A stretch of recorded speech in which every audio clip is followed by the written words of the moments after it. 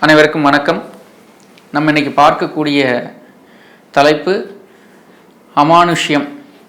அமானுஷ்யம்னா என்ன அப்படின்னா, நம்ம நிறைய பார்த்துட்டே இருப்போம்.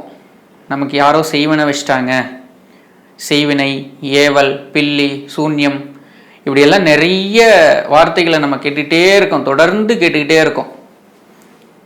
ஸோ இதுக்கெல்லாம் என்ன காரணம் அப்படின்னா, முதல் காரணம் நம்மளுடைய குலதெய்வ வழிபாடு விடுபட்டு போனது தான் முதல் காரணம்.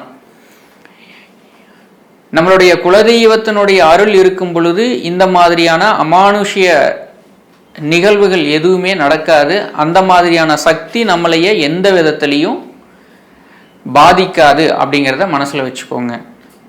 சரி சார், எங்களுக்கு இந்த மாதிரியான தொந்தரவு இருக்குது அப்படின்னா, நீங்கள் பெண் தெய்வமாக, உங்களுடைய குலதெய்வம் பெண் தெய்வமாக இருக்கும் பட்சத்தில் ஒரு நிறைந்த பௌர்ணமி நாளில் உங்களுடைய கோவில்களுக்கு சென்று முக்கியமாக பால் அபிஷேகம் பண்ணி, உங்களுடைய குலதெய்வத்துக்கு சென்று பால் அபிஷேகம் பண்ணிவிட்டு ஒரு நல்ல ஒரு ரோஸ் மாலை, அதாவது ரோஸ் கலரில் இருக்கணும், அது பன்னீர் ரோஸாக இருக்கலாம் அல்லது எப்படி வேணாலும் இருக்கலாம், நல்ல வாசனையான மலர், அந்த மலரில் ஒரு மாலை வாங்கிட்டு போய் அந்த சுவாமிக்கு நீங்கள் போட்டு அந்த இடத்துல வழிபாடு பண்ணிட்டு வரணும். அதே மாதிரி கம்பல்சரி பால் அபிஷேகங்கிறது இருக்கணும். ஸோ இது நீங்கள் ஒரு 2 அல்லது 3 முறை, ஒரு 3 பௌர்ணமிக்கு தொடர்ந்து நீங்கள் செஞ்சீங்க அப்படின்னாவே உங்களுக்கு நல்ல ஒரு மாற்றம் தெரியும். நீங்கள் யார் வேணாலும் பண்ணியிருக்கட்டும், எப்படி வேணாலும் பண்ணியிருக்கட்டும், அல்லது யார் பண்ணாங்க அப்படின்றது தெரியணுங்கிறதெல்லாம் நமக்கு அவசியம் இல்லை. அது நமக்கு தேவையில்லாத விஷயங்கள்.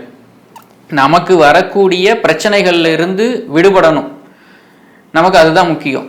ஸோ இந்த மாதிரியான செய்வினை கோளாறெல்லாம் யாருக்கெல்லாம் இருக்குன்னு நீங்கள் நினைக்கிறீங்க, பயப்படுறீங்க அப்படிங்கிறவங்க உங்களுடைய குலதெய்வ கோவிலுக்கு சென்று இந்த வழிபாட்டை முறையாக செய்து வாருங்கள். கண்டிப்பாக ஒரு தீர்வு உடனடியாக கிடைக்கும்.